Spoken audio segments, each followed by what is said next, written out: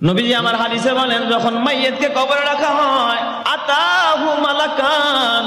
এই প্রথম রাতের ঘটনা শুনেন। কবরে রাখার পর যখন আহাররা কবর থেকে চলে আসে, মাত্র 40 কদম দূরে আসছে। কত কদম? 40 কদম। এই আহাররা যখন কবরে রাখার পরে যখন 40 কদম দূরে সরে আসে, ওদের পায়ের আওয়াজগুলো ওই কবরবাসী কবরের মধ্যে শুয়া শুয়া শুনতে পায়। সুবহানাল্লাহ। মাইয়িত সে আওয়াজ পাইতেছে যে আমার আহাল্লা জুতা পায়ে দিয়া কি করতেছে? চলে যাইতেছে। এটা সে নিজ কানে শুনতে পায়। আতাহু মালাকান।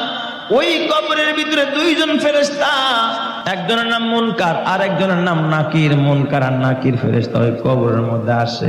আয়েশা তার দেহের ভিতরে রূহ দেয়, এরপর তাকে বসায় প্রথমে জিজ্ঞেস করে, মার রব্বুকা, তোর রব কে রে? কি জিজ্ঞাসা করে? তোর রব কে? এই তোর রব কে?